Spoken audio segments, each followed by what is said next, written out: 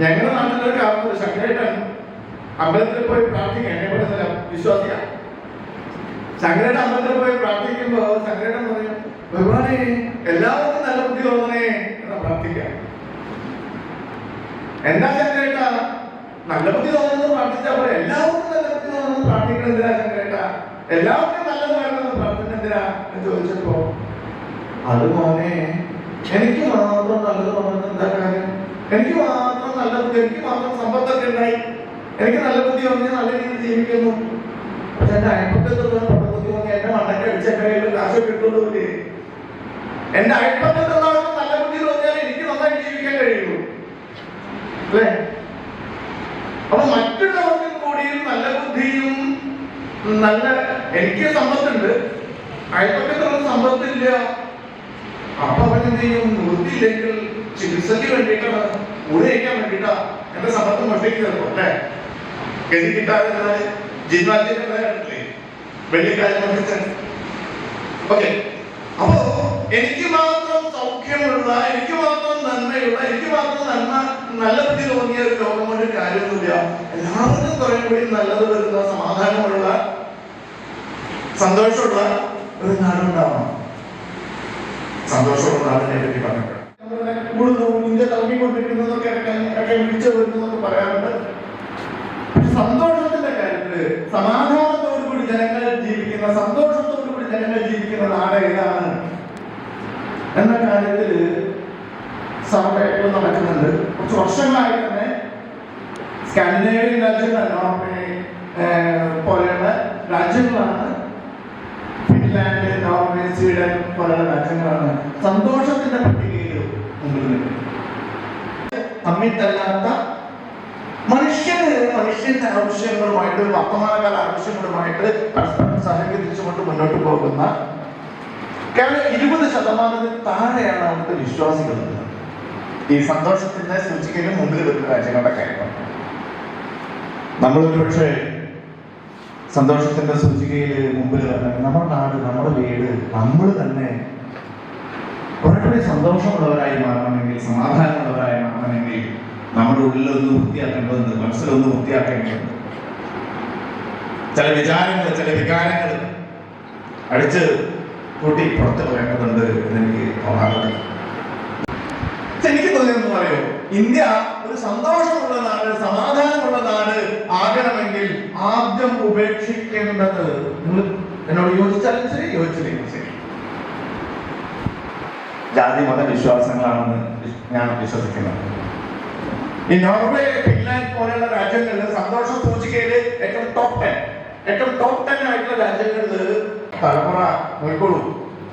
ഞാനൊക്കെ 54 വയസ്സായി, അധികം ഒന്നും ഉണ്ടാവില്ല. മുമ്പിലിരിക്കുന്ന നിങ്ങളുടെ മക്കള്, നമ്മുടെയൊക്കെ മക്കളുടെ മക്കള് ഇല്ലാതാവുക.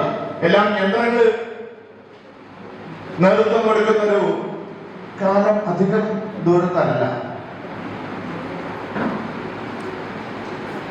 മനസമാധാനത്തിന്റെ കാര്യം, നല്ല ജോലി,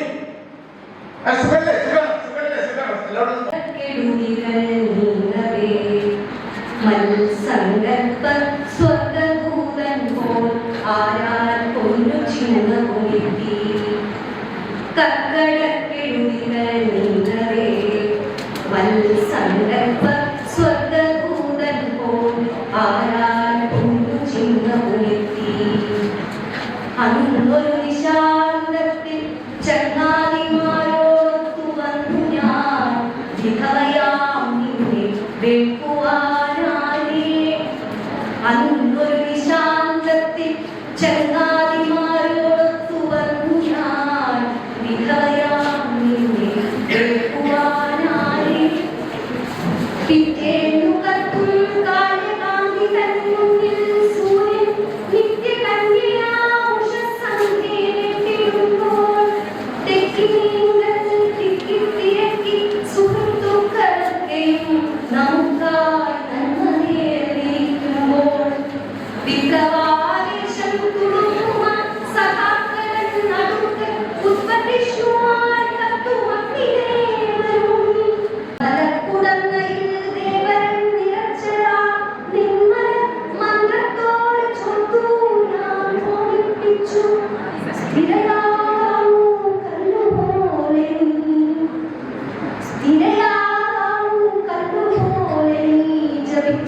നിൻ ചരണം പിടിച്ചു ഞാനമ്പിനെ ചവിട്ടിച്ചു സഹധർമ്മിണി നിന്റെ അടിയാളന്നു ഞാൻ ഗൃഹജീവിതത്തിന്റെ ദീർഘദീർഘമാർഗം സഹധർമ്മിണി നിന്റെ അടിയാളന്നു ഞാൻ ഗൃഹജീവിതത്തിന്റെ ദീർഘദീർഘമാർഗം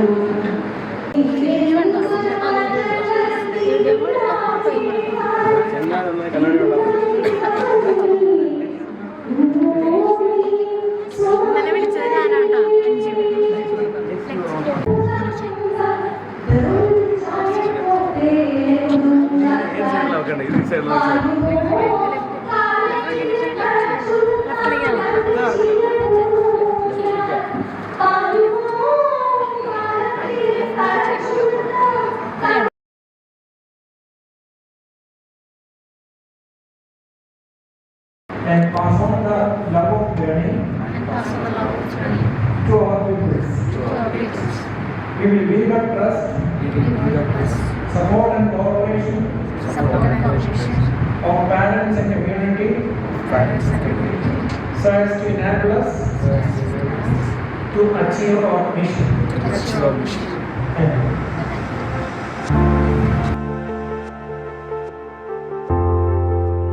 സമൂഹത്തിലുണ്ടായിരുന്ന അതൊരു സോഷ്യൽ സ്ട്രക്ചറിലുണ്ടായിരുന്ന ഒരു ഘടനാപരമായിട്ടുള്ള വ്യത്യാസം, സാമൂഹിക പരിസരത്തുണ്ടായിരുന്ന ഘടനാപരമായ വിദ്യാഭ്യാസത്തിന്റെ അന്തരീക്ഷത്തെ മനസ്സിലാക്കാൻ എവിടെ വിദ്യാഭ്യാസം കൊണ്ട് സാധിച്ചിട്ടുണ്ടെന്നുള്ള വലിയ നേട്ടം തന്നെയാണ്.